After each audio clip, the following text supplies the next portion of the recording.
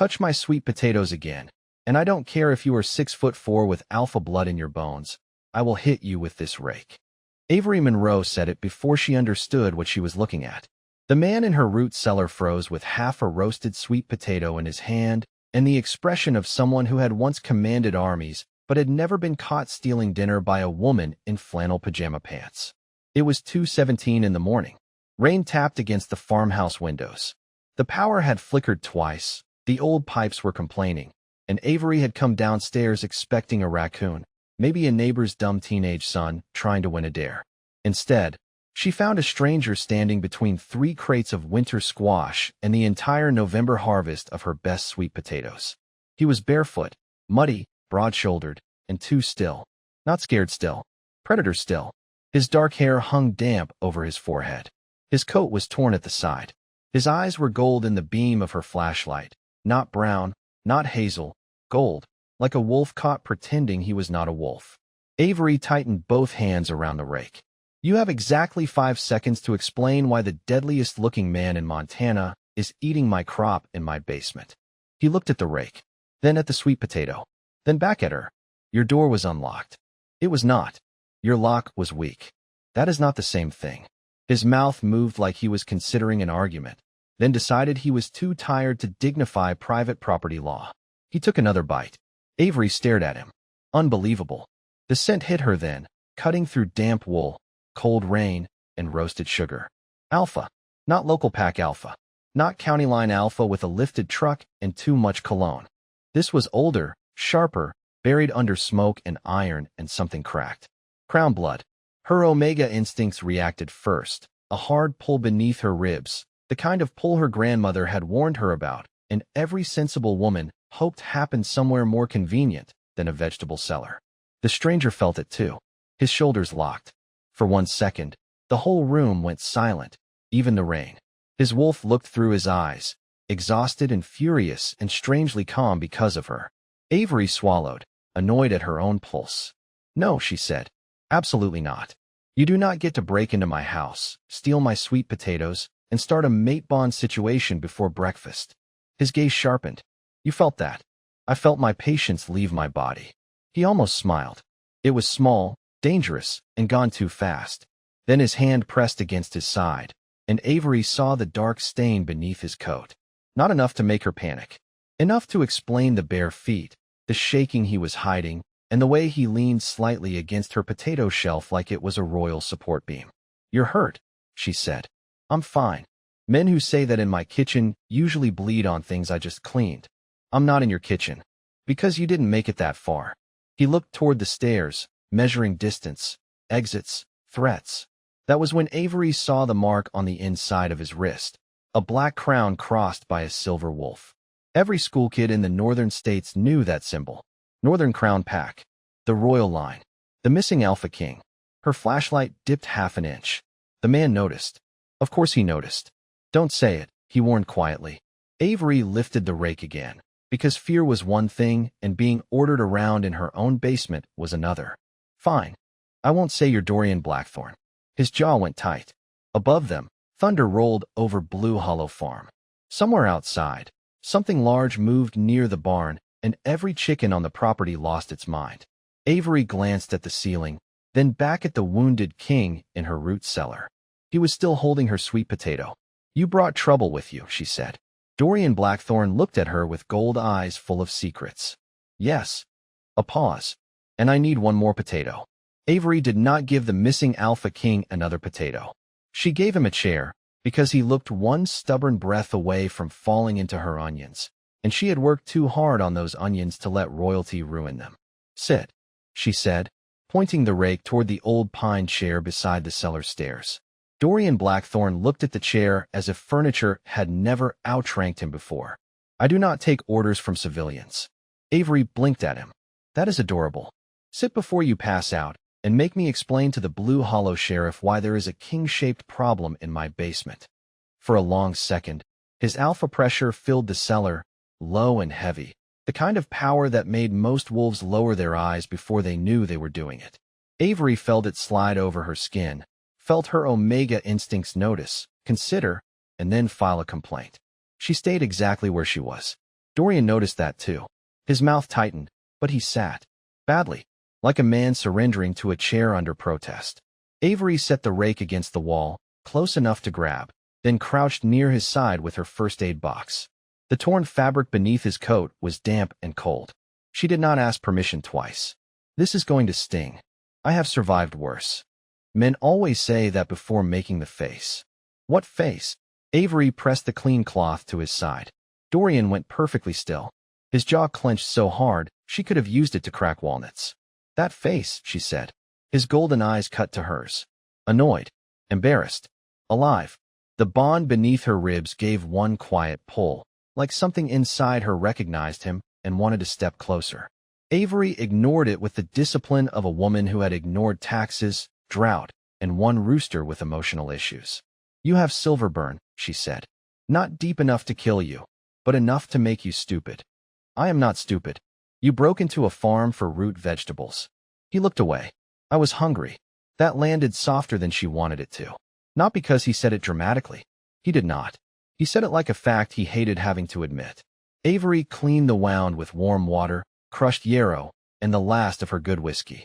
Dorian did not make a sound, but his wolf did. Not out loud. She felt it through the bond, a low, tired presence pressing forward whenever her hands moved gently. It did not trust the room. It did not trust the night.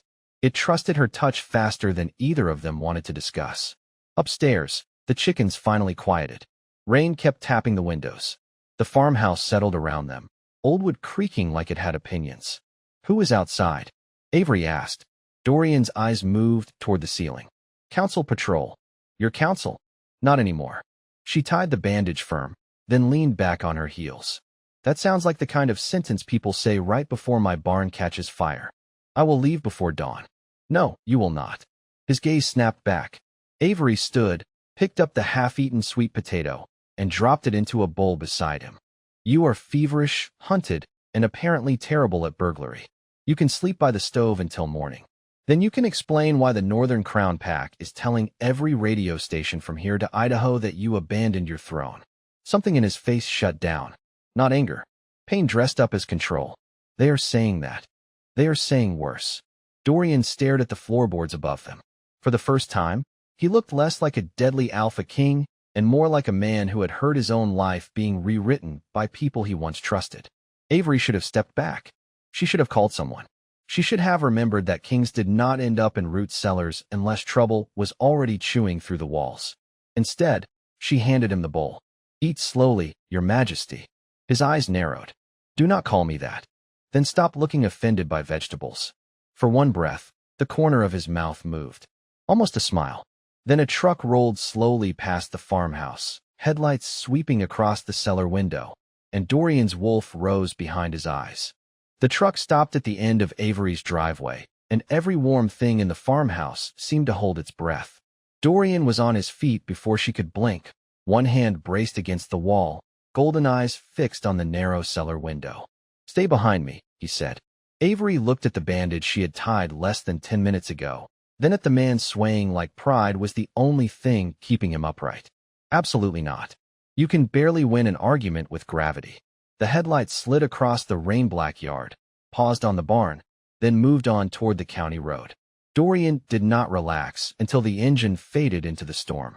Even then, his wolf stayed close enough to the surface that the air tasted sharp, like pine smoke before lightning. Avery grabbed his elbow before he could climb the stairs. The mate bond sparked under her palm, sudden and warm, and both of them went still. His gaze dropped to her hand. Hers dropped too, because apparently her fingers had made their own political decision. She let go first. Stove, she said. Now. He followed her upstairs with the offended silence of a man who had once held court in marble halls and was now being escorted to a plaid couch by a woman wearing wool socks with pumpkins on them. By sunrise, Dorian Blackthorne was asleep beside the kitchen stove, one arm folded under his head, the old quilt pulled halfway over his shoulders. Avery found him with the bowl empty and one sweet potato tucked against his chest like a classified royal document. She stared at him for a full 5 seconds. You have a problem, she muttered. His eyes opened immediately. I was resting. You were cuddling produce. It was near me. So was the firewood. You did not bond with that. He sat up too fast, regretted it, and tried to pretend he had not. Avery poured coffee into a chipped blue mug and set it on the table. Farm rules. If you eat here, you work here. Dorian looked at the mug. I am being hunted by a council that controls half the northern territories. Great. Then fixing a fence should feel relaxing. By 8 o'clock, the missing Alpha King was outside in one of her late father's old coats, repairing the south pasture fence with the concentration of a general retaking a city block. He measured every board. He tested every post. He glared at a loose hinge until it seemed personally ashamed. Avery carried feed past him and said, "It does not need a military strategy. It needs 2 nails. Poor maintenance invites weakness. It is a goat pen, not a border treaty." The goat in question, a round white menace named Susan, chose that moment to shove her head through the gap and bleat directly at his knee. Dorian stared down at her. Susan stared back with the confidence of a creature who had never respected monarchy. For the first time, Avery heard something close to a laugh leave him. It was quiet, rusty, gone almost as soon as it arrived. But the Bond heard it. It moved in her chest like a small light turning on behind a closed door. She looked away before he could catch her looking. They worked through the morning. He split wood with careful force. She checked the winter herb beds. He carried 2 50-pound feed bags as if they weighed nothing, then nearly lost a staring contest with Avery's rooster, Margaret, who was technically male but had refused all correction since spring. Around noon, the local radio crackled from the kitchen window. A smooth male announcer repeated the council's statement. Dorian Blackthorne had abandoned the Northern Crown throne after an unstable episode, leaving the pack vulnerable. All citizens were urged to report sightings. Dorian stopped beside the fence. The hammer hung loose in his hand. The scent around him fractured so sharply Avery felt it from 10 feet away. Not guilt, not shame, betrayal. The kind that did not shout because it had already spent all night bleeding quietly. Avery stepped closer. That is a lie. He did not look at her. It is a useful lie. Useful to who? His jaw tightened. The people who opened the palace gates from the inside. Before she could answer, dust rose on the road beyond the mailbox. 2 black council vehicles turned toward Blue Hollow Farm, slow and certain, like they already knew what they were coming to find. Avery had 12 seconds to decide whether she was the kind of woman who hid a king in her barn. It turned out she was, but she was going to be extremely irritated about it. Inside, she said. Dorian did not move. He stood by the south fence with the hammer in one hand, rain-dark hair lifted by the cold wind, looking down the driveway as the 2 black council vehicles rolled past the mailbox. They are not here for your chickens. My chickens have done nothing to the Northern Crown pack, except Margaret, and that was between him and the mailman. Dorian's mouth barely moved. It might have been the beginning of a smile. Then the lead vehicle stopped, and whatever softness had almost reached him disappeared. Avery, he said quietly, if they find me here, they will call you a traitor. They can get in line behind the bank, the feed store, and my electric company. She grabbed his sleeve and pulled. The mate bond flashed between them, sharp with fear this time, not warmth. Dorian let her move him, which told her more about his exhaustion than any confession could have. She shoved him into the pantry off the kitchen, behind flour sacks, canned peaches, and 1 crate of sweet potatoes he looked at with offensive interest. Do not even think about it, she whispered. This is a hiding place, not a buffet. His golden eyes met hers in the dim. If this goes badly, you say I threatened you. If this goes badly, I am blaming you for the broken lock and charging the council for emotional damages. A hard knock hit the front door. Avery shut the pantry and walked into the entry with her heart trying to climb out of her throat. 2 men stood on the porch in black field coats marked with the silver wolf crown. The older one had a polite smile and eyes that had never meant a polite thing in their life. Miss Monroe. Depends who is asking. Captain Silas Ward, Northern Crown Council Security. He held up a folded paper without offering it to her. We are conducting a search for a rogue alpha believed to be moving through border farms. Avery leaned against the doorframe, blocking the view inside. That sounds exciting. I have goats, a rooster with legal opinions, and a water heater that growls. You are welcome to be specific. The younger guard glanced past her shoulder. Avery felt Dorian's wolf rise behind the pantry door, silent but enormous, filling the house with pressure no human guest would name, but every werewolf would feel. She smiled wider. because panic was rude and she had been raised better. Captain Ward sniffed the air. Have you had any unknown visitors? You mean besides 2 men on my porch asking strange questions before lunch? His smile thinned. This is serious, ma'am. Dorian Blackthorne abandoned his throne after an unstable episode. He may be dangerous. From the pantry came the faintest shift of wood. Avery stepped forward before either guard noticed. That is a big accusation. It is a council-confirmed fact. There it was. The crack in the scent. Not from Ward. From the paper in his hand. Avery could smell the lie clinging to the ink, bitter and oily, like something copied too many times by people afraid of the original. Her gift stirred under her skin. Scent fractures never told the whole truth, but they hated a forged one. Who signed that order? She asked. Ward's eyes cooled. Counselor Malcolm Voss. Behind the pantry door, Dorian went so still the whole farmhouse seemed to feel it. Avery kept her face blank, but the bond pulled tight with a pain that was not hers. Voss. That name meant something. Something personal. Something ugly. Captain Ward took one step closer. We need to look around. Avery looked past him at the muddy driveway, the council vehicles, the neighbor's empty road, the wide Montana sky pretending it had not noticed a king hiding behind her canned peaches. Then she opened the screen door halfway and said, You can check the barn. But if your boots scare Susan, you are explaining monarchy to an angry goat. Ward hesitated. The younger guard did not. He headed toward the barn, grateful for any order that did not involve Avery's stare. Ward followed, but paused at the porch steps. If you are hiding him, Miss Monroe, the council will not protect you. Avery gave him a small, pleasant smile. Good thing I did not ask them to. When the men walked away, she shut the door and turned the lock with shaking fingers. The pantry opened behind her. Dorian stepped out, pale under the bruised gold of his eyes. Malcolm Voss was my chief advisor, he said. Avery swallowed. And now he is writing your story for you. Dorian looked toward the barn, where the guards had begun searching. No, he said, voice low and rough. He started writing it the night he opened the palace gates. The barn search lasted 9 minutes, which was exactly long enough for Avery to imagine 27 terrible outcomes and one extremely satisfying version where Susan the goat headbutt a council officer into the feed trough. Reality was less dramatic but more irritating. Captain Ward found muddy prints near the back wall, crouched beside them, and ran 2 fingers over the dirt like he had discovered a clue in a crime show. Avery stood in the doorway with her arms crossed. Those are mine, she said. Ward looked at her boots. You wear a size 13? I have big dreams. The younger guard coughed into his sleeve. Ward did not laugh.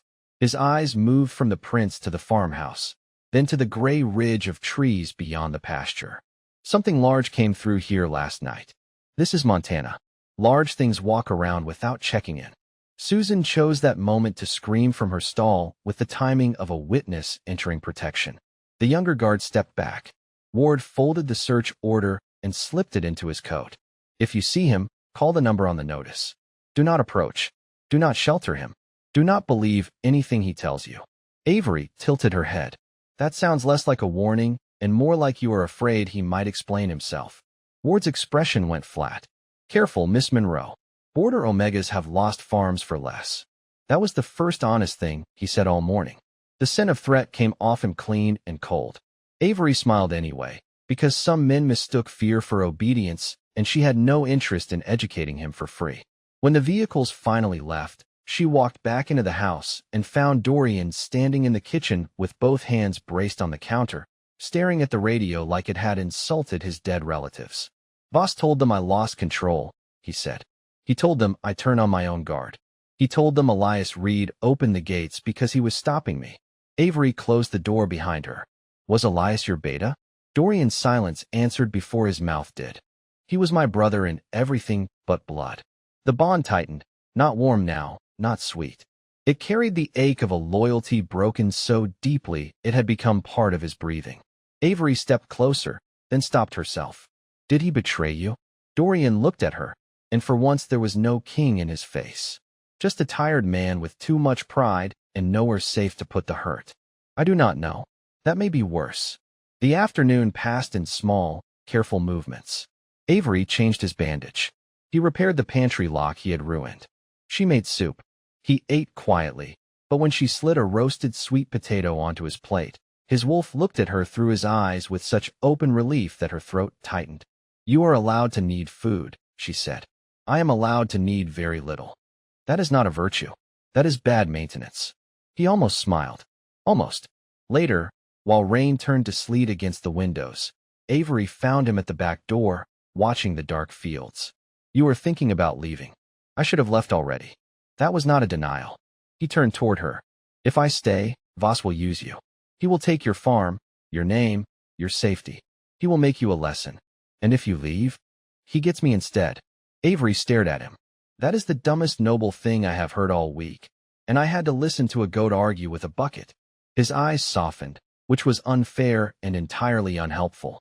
"Avery, no, you do not get to say my name like a goodbye." He did not answer. At dawn, the kitchen was cold. The quilt beside the stove was folded with military precision. On the table sat a black-handled blade marked with the silver wolf crown, a stack of cash for the stolen food, and a note in Dorian's hard, spare handwriting. "You were never supposed to be pulled into my war." Avery read it once, then twice. Then she picked up the blade, felt the metal wake under her palm, and saw a flash of sent memory so sharp her knees nearly gave out. Palace gates opening from the inside, Elias Reed holding a forged order, and Malcolm Voss standing behind him with a smile no loyal man should wear.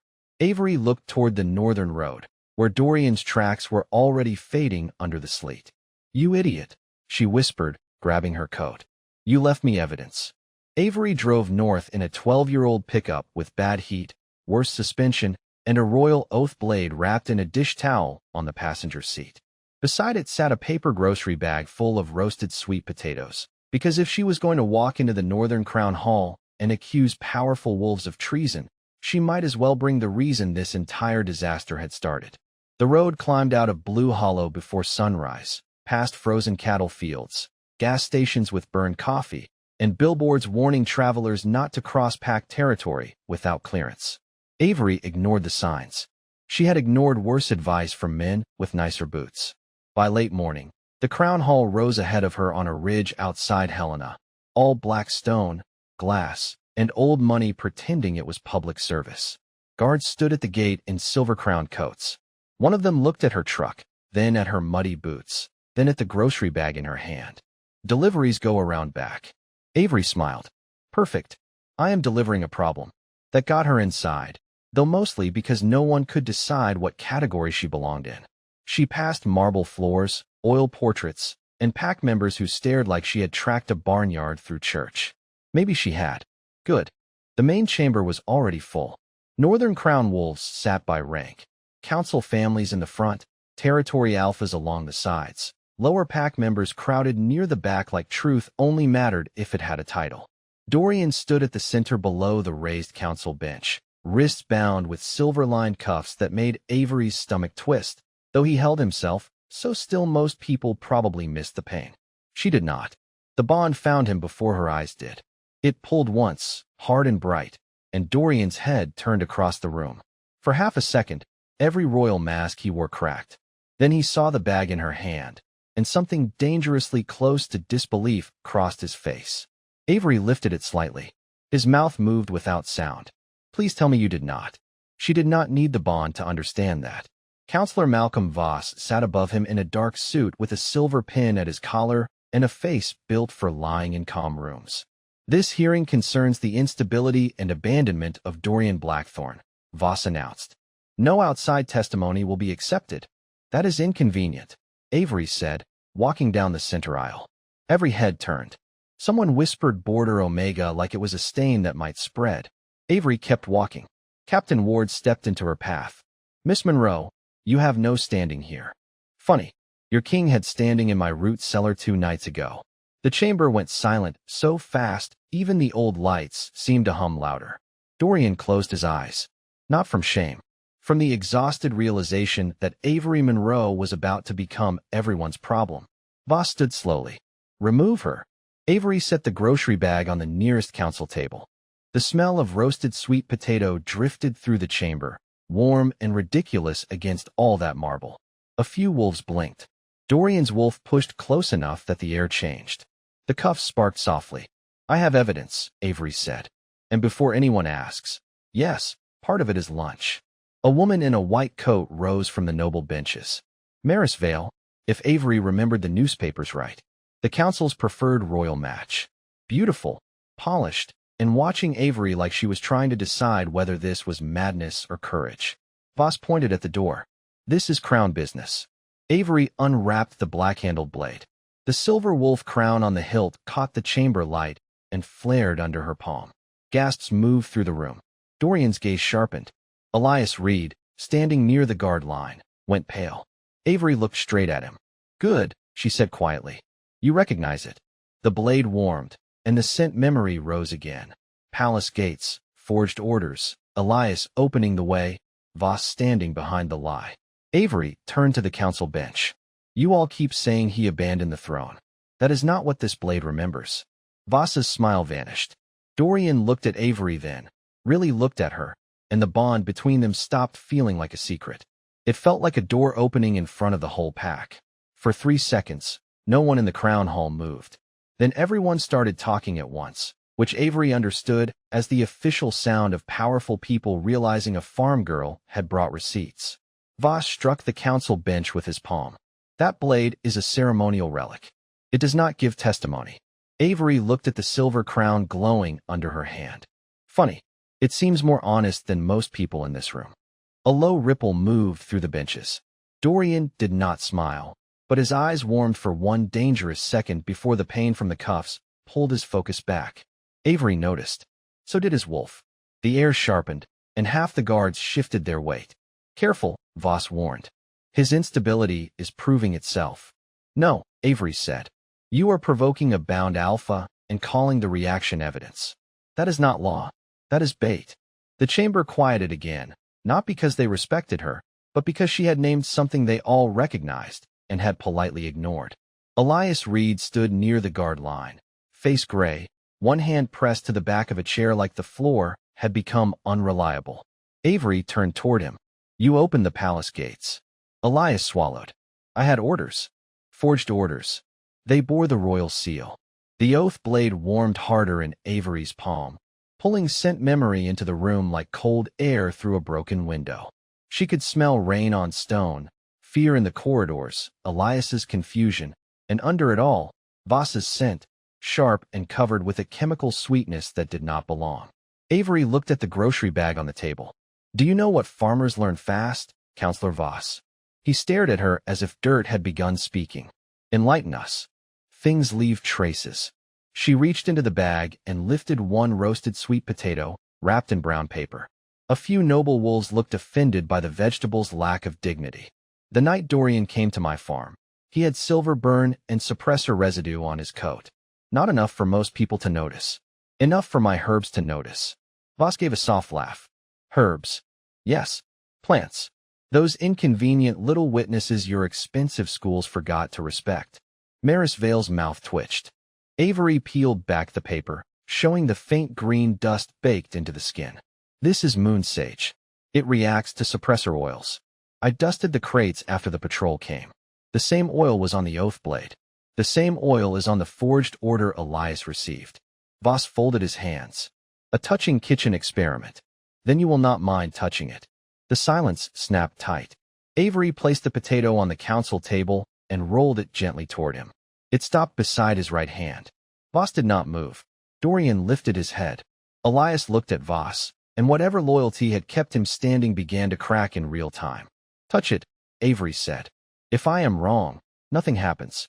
Voss's smile stayed in place, but the scent around him fractured, bitter and oily. Captain Ward saw it. Maris saw it. Every wolf close enough to breathe saw it. Elias stepped forward. Counselor, Voss's eyes cut to him. Stand down. Those 2 words did more damage than any confession.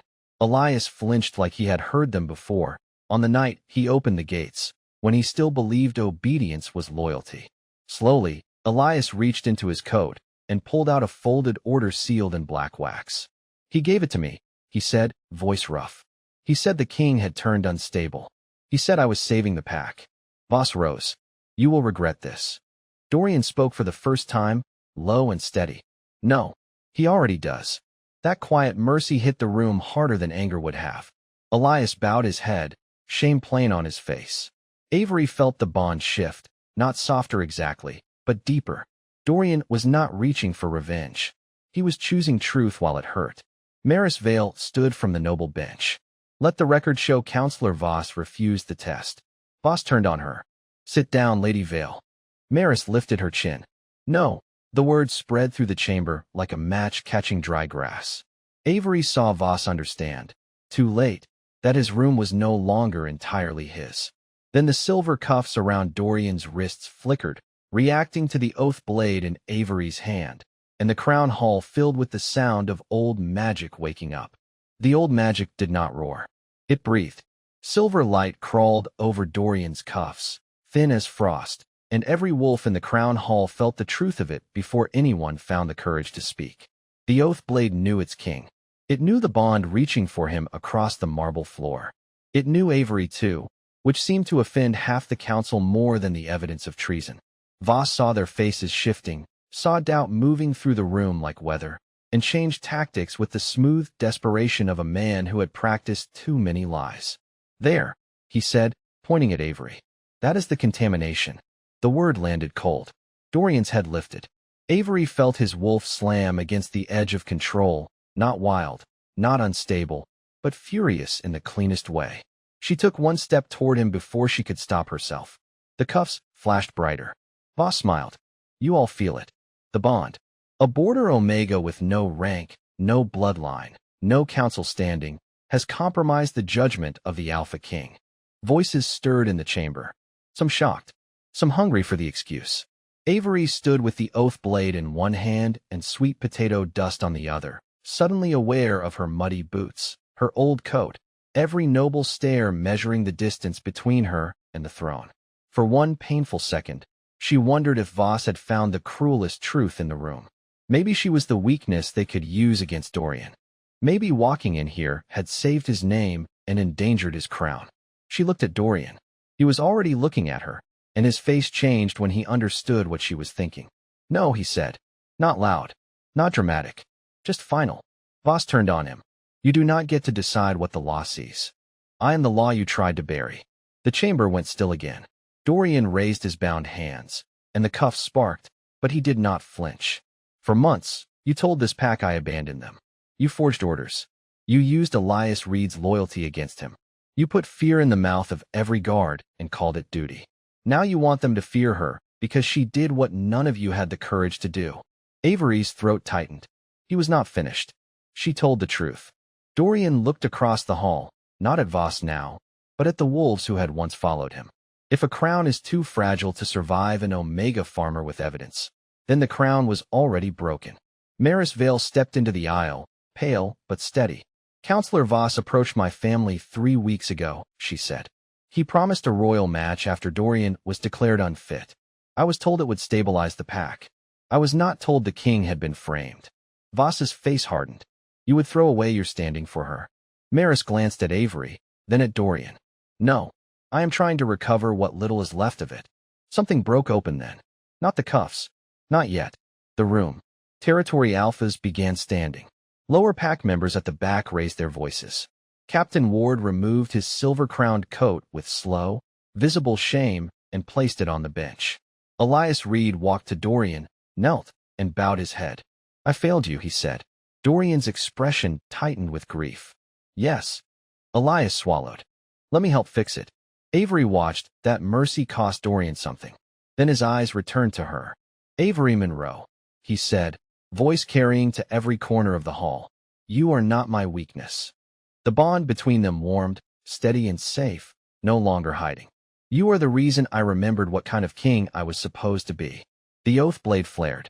The cuffs unlocked and fell to the marble with a clean silver sound. Voss stepped back, suddenly just a man in an expensive suit with nowhere left to stand. Dorian did not rush him. He did not need to. The pack had already turned. Avery let out the breath she had been holding since Blue Hollow.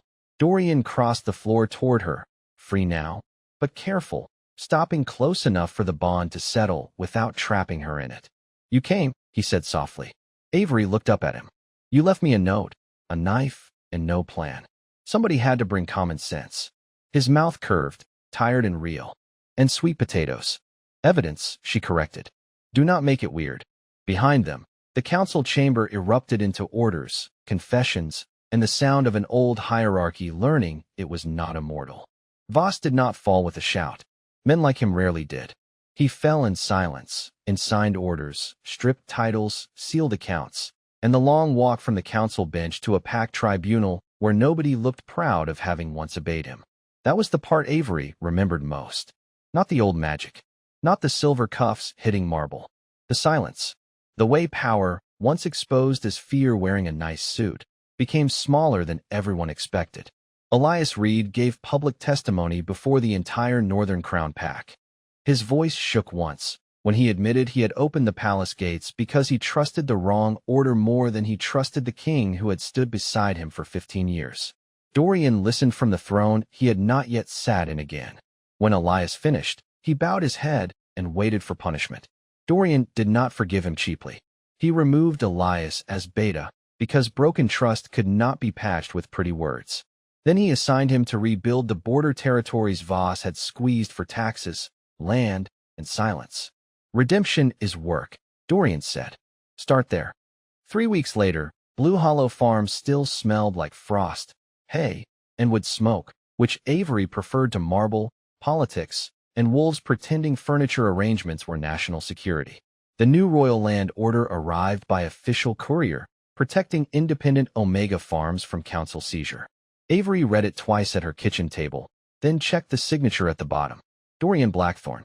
Under it, in smaller handwriting, someone had added, also, your south fence was leaning before I touched it. Avery stared at the page. Liar, she said, though there was no one in the room but Margaret the rooster, who looked ready to support any accusation. Near sunset, a black SUV stopped at the end of her driveway. No guards got out first. No herald. No council officer with shiny shoes and bad manners. Just Dorian, wearing a dark coat, carrying a small crate, and looking at her farmhouse like a man approaching a door he knew he no longer had the right to open without asking. Avery stepped onto the porch. If that is another political emergency, I charge by the hour. It is not. He held up the crate. Inside were sweet potatoes, carefully cleaned, neatly packed, and very clearly purchased from someone who respected receipts. I came to pay my debt. You already paid for the stolen ones. Not that debt. The wind moved across the field. His wolf was quiet beneath his skin, not caged, not hungry, just present. Avery felt the bond between them, steady as a porch light left on for someone coming home late. Dorian stopped at the bottom step. I should not have left without asking what you wanted. I called it protection because that sounded better than fear. Avery's chest tightened, but she did not rescue him from the silence. Some apologies needed room to stand on their own feet. He looked at her, not as a king claiming territory, but as a man offering truth. You reminded me that loyalty is not obedience. It is choosing the truth when a lie would keep you safe. You reminded my pack that an Omega's dignity is not granted by rank. And you reminded me that an Alpha King who cannot be corrected is just another threat with a crown. Avery swallowed. That is a pretty serious speech for a man holding vegetables. His mouth curved, soft and real. I practiced. It shows. She stepped aside and opened the door. You may come in. Dorian looked at the threshold, then at her, as if those 4 words mattered more than any oath shouted in a hall full of wolves. Thank you. Do not track mud on my floor. I would never. He took 1 step inside and immediately tracked mud on her floor. Avery closed her eyes. Your Majesty, I can fix it. You can start with a mop. Later, while snow began to fall over Blue Hollow, the Alpha King of the Northern Crown Pack stood in Avery Monroe's kitchen washing mud off the floor, and the woman everyone had called a border Omega stirred soup at the stove with the calm authority of someone who had never needed a throne to know her worth. And somewhere between the crown, the farm, the bond, and the bowl of roasted sweet potatoes cooling on the counter, Dorian finally understood that coming back was not weakness. It was responsibility. It was love choosing humility. It was a king learning that the safest place in his kingdom was not the throne room, but the home where he was expected to tell the truth, wipe his boots, and earn the door every time it opened.